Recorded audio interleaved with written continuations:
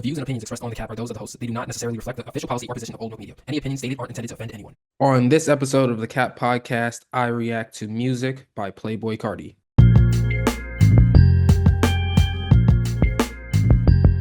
Welcome back. This is episode 604 of your critical but accurate tour through hip hop, the Cap Podcast. I am your tour guide. I am Nate Sperlin. Taylor is off today for this episode. Thank you for tuning in on YouTube, Spotify, Apple Podcasts, wherever else you might be tuning in. Feel free to go ahead and join the conversation by leaving a comment about the album, liking this video, and subscribing to the channel. Without further ado, we are going to get straight into it today. And once again, the album that we are discussing is Music by Playboi Carti. The album is 30 tracks, 1 hour and 16 minutes long, featuring Travis Scott 4 times, The Weeknd, Kendrick Lamar twice, really 3 times because there's a song where he has ad libs on it, but that doesn't count as a feature. Future twice, Skepta, Lil Uzi Vert twice, Young Thug, and Ty Dolla $ign. Once again, don't forget to join the conversation by leaving your opinion of Music by Playboi Carti in the comments below.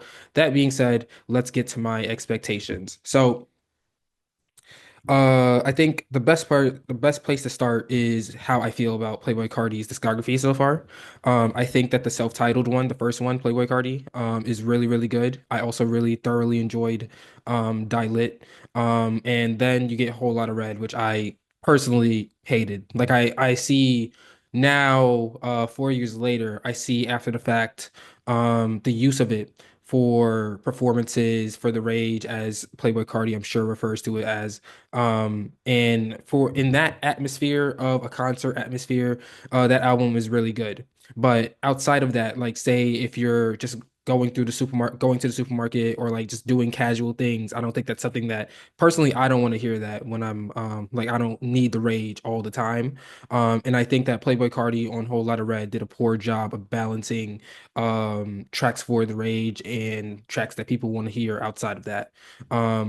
So I kind of this is a lofty expectation, I would say, but like I did say, if there was a Pierre Bourne beat on here, if I heard yo Pierre, you want to come out here, I would cry. I didn't get to cry because there wasn't a Pierre Bourne beat here. So that was one of my expectations. The second expectation is I expect Playboi Carti to create an album that can have a similar lifespan of Whole Lotta Red, with Playboi Carti being able to perform this album for the next 3 to 4 years. I didn't see the vision when I first initially sat down and listened to a whole lot of Red, and now like seeing that Playboi Carti is basically dominating the festival circuit, and dominating live performances and stuff like that, being one of the best performers we have in hip hop in the genre. I certainly see the vision for Whole Lotta Red now. So I expect music to do the same thing. But I also expect Playboi Carti to do a better job of like balancing the rage and balancing uh certain sonics that aren't part of that rage. Like I think Playboi Carti has proven to be versatile over the course of his career.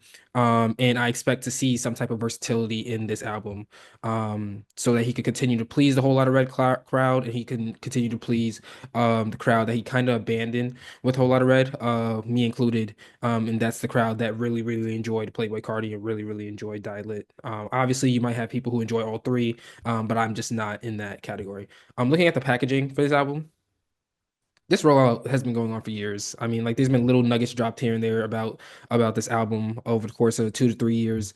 And the thing that stands out the most to me that about this rollout that was the most notable to me is like I believe last year you had teams like the Orlando Magic and other teams saying like I am music and like playing a part in that rollout. So that definitely there was definitely some intricacies with this rollout for sure. But at the same time, with these different nuggets being dropped over the course of years, people had a tendency to believe that anything that they heard about a Playboi Carti rollout would be fake, and some people thought that this rollout was fake also. Happy to say that that wasn't the case. But yeah, the album cover doesn't really move me. It's pretty plain, honestly. Anyone could have did that, honestly, but it's it's something I expect Playboi Carti to put out as an album cover, so I'll give them that. Um, Moving on to my first thoughts. So, um, I already talked about differences in opinion that I have for Whole Lotta Red compared to Dilet and Playboi Carti. Um, but I'm okay with this album music being 30 tracks because it's been 4 years since we heard like a full Playboi Carti album. So I'm okay with that. Usually me and Taylor, we would like be like, oh, that's too long. And usually it is, but when you haven't dropped in 4 years and there's that many people anticipating the next release that you put out, 30 tracks is perfectly okay to me. The first bit of the album kind of felt like Whole Lotta Red too, especially like the first song. And like it kind of at the start, it kind of diminished my hopes for like a 2010s Playboi Carti to return. Late 2010s Playboi Carti to return. I think the production on this album is incredible throughout. There are just points where I don't like the way that Playboi Carti approaches songs. And the way that he handles his presence on some songs. And I felt that way about most of the entirety of Whole Lotta Red also. Like I thought the production was great, but like I didn't like what Playboi Carti was doing on those beats. Um, I think that the tracks where there's a clear melody under the bass and the drums, I think those tracks are better than the tracks where it's just like straight bass and drums. And I think those tracks, the latter tracks, are more the rage tracks anyway. And I don't really think that's for me. I also like when Playboi Carti starts to get more melodic.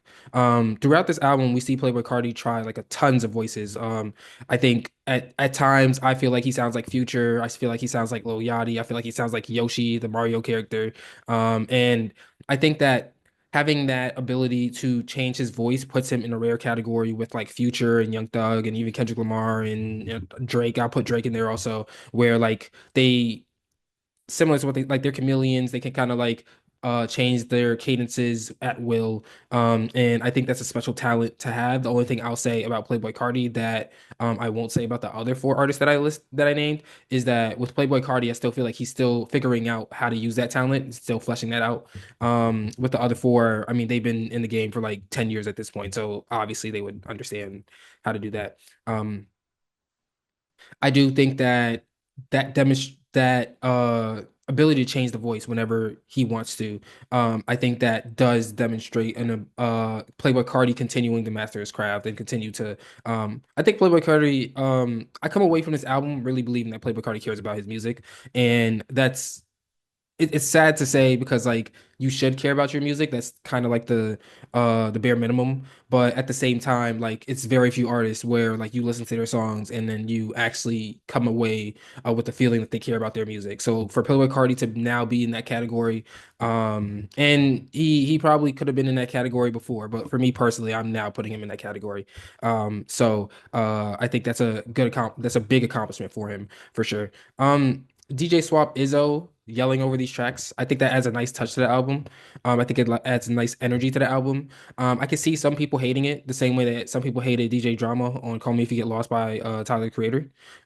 But again, like the DJ, having the DJ on it, having the DJ like say these random things and yelling and screaming, like I think that that type of stuff, when done right, which I think it's done right here, and I thought it was done right on Call Me If You Get Lost. I think that type of stuff um adds a nice special texture to the album for sure. Um some of the verses on this album, I feel like they felt like a bit dated.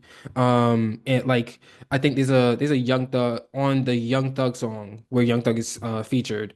He has a line about James Harden, and then he references 13.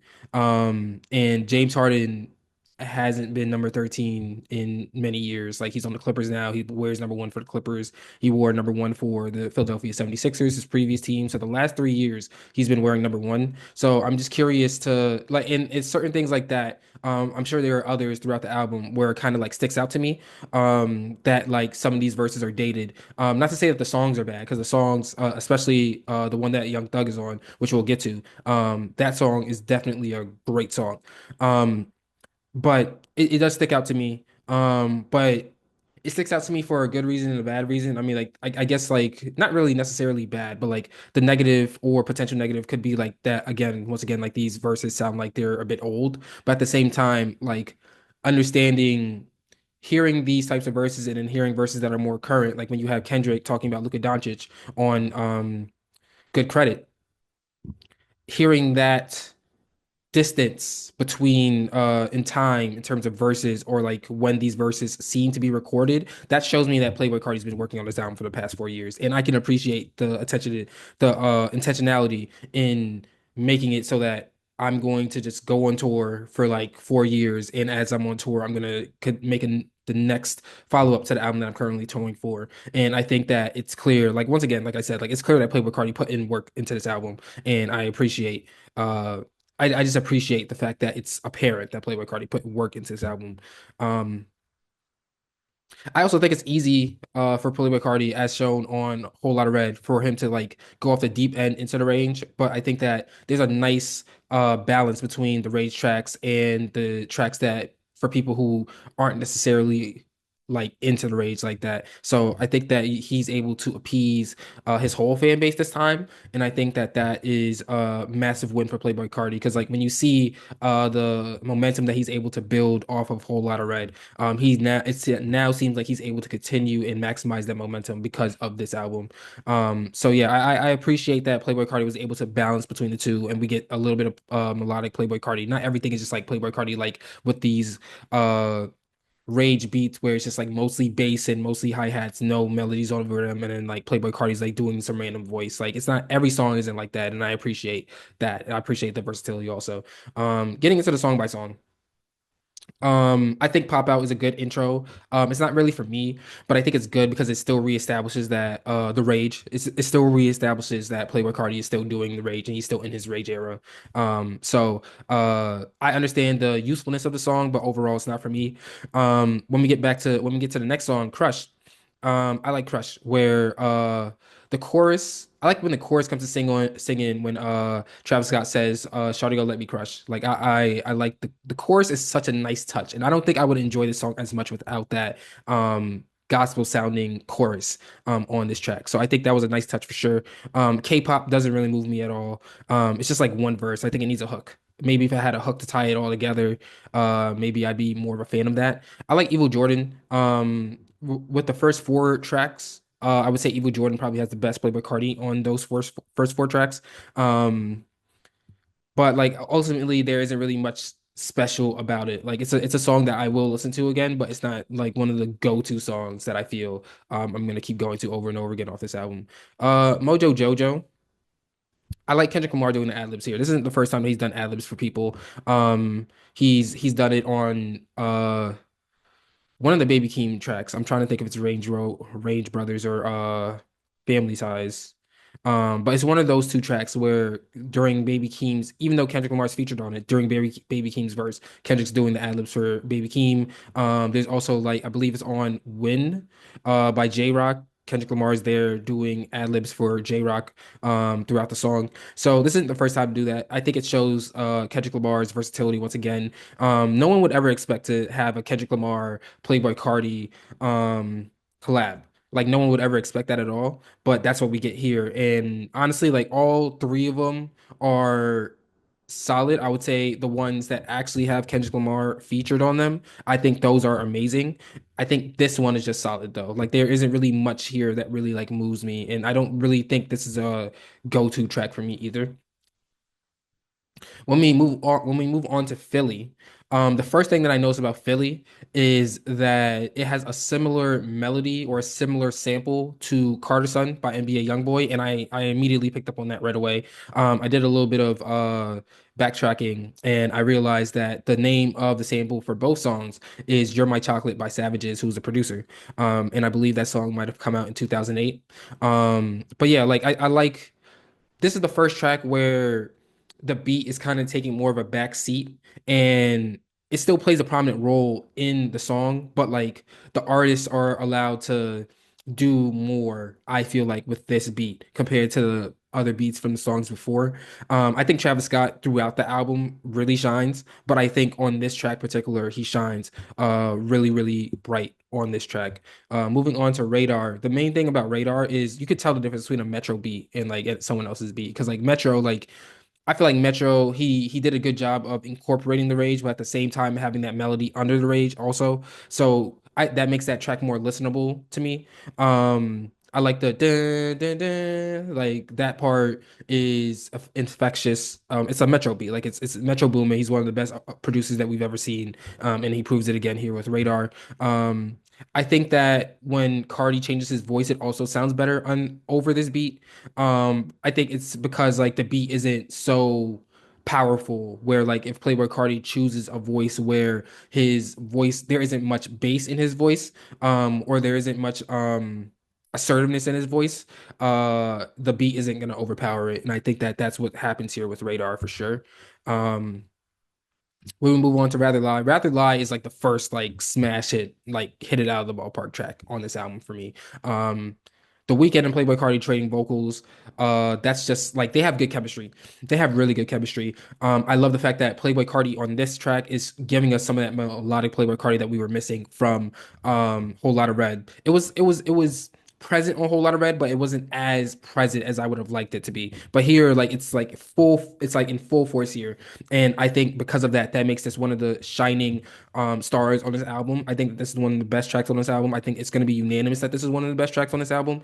Um, the Weeknd's hook on it is also infectious. It gets stuck in your head.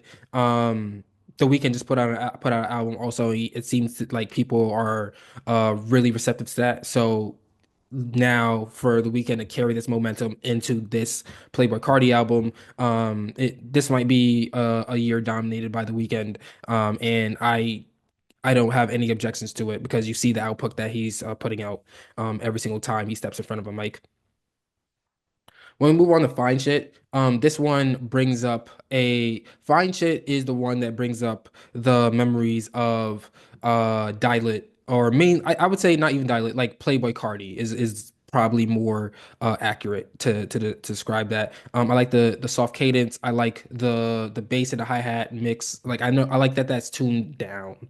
And like you can hear the melody under that also. That's really nice. I like that the fact that the the subject matter that Playboi Carti's rapping about is cohesive also. And I think that Playboi Carti sounds like Yoshi when at the end he's like, that money gonna talk. Moving on to Backdoor, another melody that is taking the forefront of the track here. So I already like this track off of hearing it. I think it's a very soulful melody. Having Kendrick and Playboi Carti be melodic here is really nice. I like that they have this chemistry also. Because once again, like you hear Playboi Carti and then you hear Kendrick Lamar and you're like these two people can't make a song together. It doesn't make any sense. But Kendrick's doing a very good job, and I think it started with GNX, or maybe not even GNX. It might have started like if you're a Kendrick fan, you know that Kendrick's been versatile like throughout his whole career. But like if you're someone who's just now like getting into the Kendrick world, I would probably say it probably started with Like That, where you see Kendrick being able to jump from Like That to making GNX, all the diss tracks that he made with Drake, and then or he made towards Drake, and then now being able to jump on Backdoor with Playboi Carti. I think that this is a time where um we're gonna see Kendrick branch out a little bit. I think that the way that Kendrick approaches this song and the way that he's able to be so melodic here, I think it just adds a nice touch. I think that Kendrick easily could have tried to like give us bars here, and I didn't really pay attention to the words like that to know like if there are bars there. I'm sure that there are, but like the thing that I took away from it the most is that Kendrick and Playboi Carti have that chemistry, and Kendrick is able to be melodic on this track. Um, Moving on to Toxic, I don't really have much to say about that. Like Skepta doesn't really move me that much. I just think that Playboi Carti sounds like Future there. Munyon also doesn't really move me. I could see that one. That one's a rage track for sure because I could see that one going off in a concert setting. Um, I would say the same thing for Crank. For yeah, Crank also. There isn't much there between Crank and Munyon to keep me wanting to come back to these songs. I understand the relevance of them in a concert setting. But again, like I'm not someone who wants to rage 24/7. So it just isn't for me. Charge them hoes a fee. I like Future's verse. I like Future's hook there. I'm not really much of a fan of the interlude. I think it takes up too much time. I think it wastes a little bit too much time. I think Travis Scott adds a nice touch on the track also. Playboi Carti does his thing. The track is like it kind of reminds me of like DS2 Future.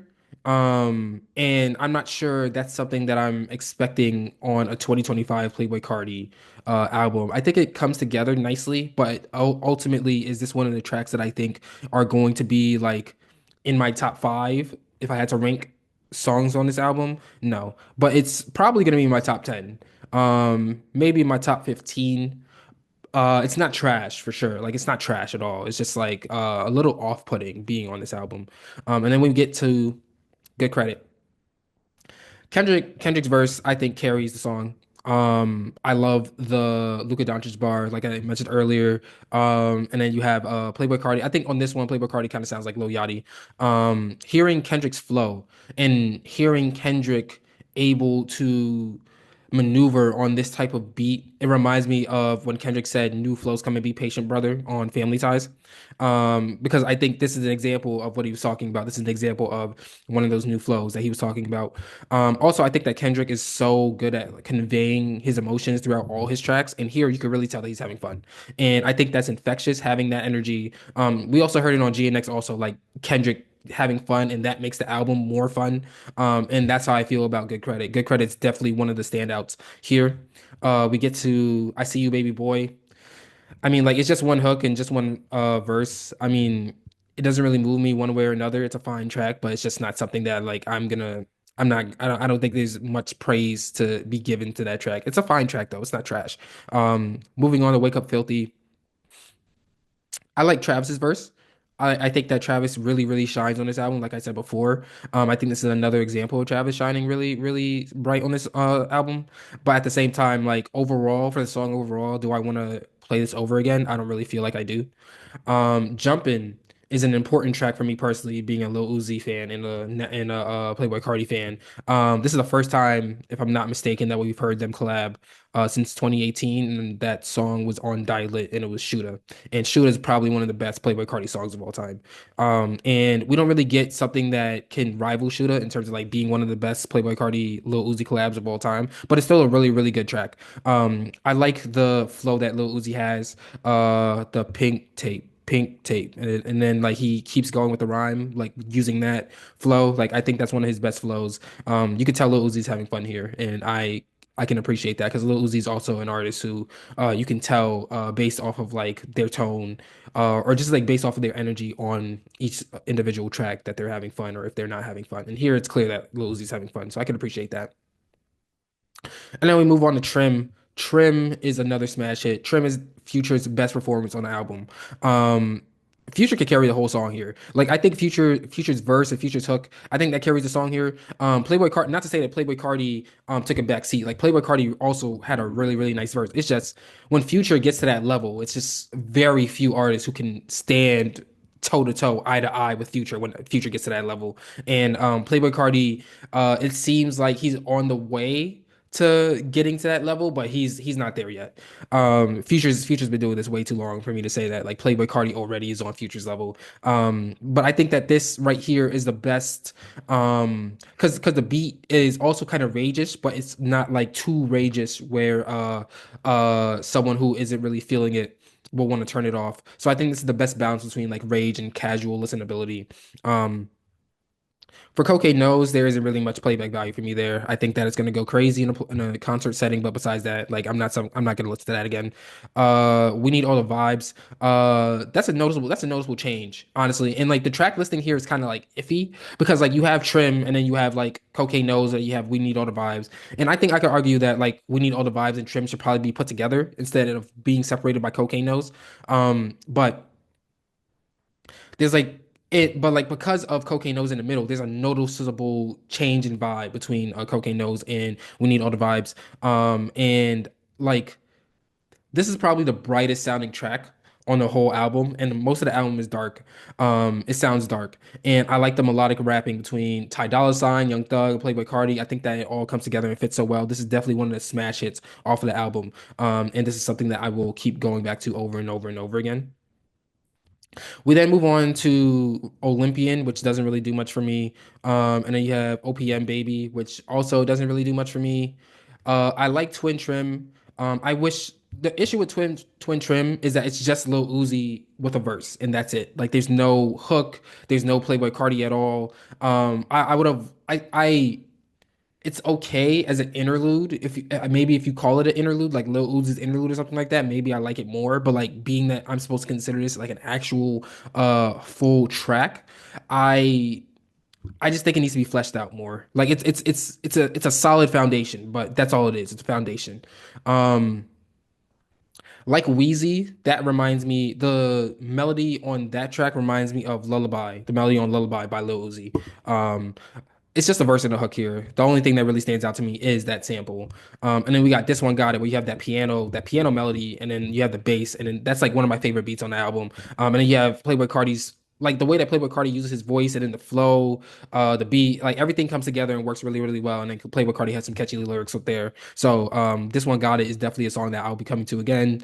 Walk doesn't really move me. HBA doesn't really move me. Overly also doesn't really move me. And then we get to the end. We get to South Atlanta Baby. That's just one verse. I like the sample under the beat though. I like the melody. That melody under that beat is really, really nice. I like that Playboi Carti. This one is another one where Playboi Carti is like cohesive in terms of what he's talking about. It seems like he's talking about like his environment growing up in Atlanta. And I can appreciate that context for what made Playboi Carti who he is today. Moving on to playback value. Objectively, I think this is gonna last until Playboi Carti wants to drop another album. He's just gonna do tours like all across the country and all across the world. And he can. This is easily an album that he can perform in his sleep. So I think because of that, it's gonna last however long Playboi Carti wants it to last. And my guess will be 3 years. Just because like it took 4 years to for Whole Lot of Red between Whole Lot of Red and music. And it's subjectively for me, I'll probably say a year. I will say that there are a bunch of tracks here that I expect to be listening to in like 2027.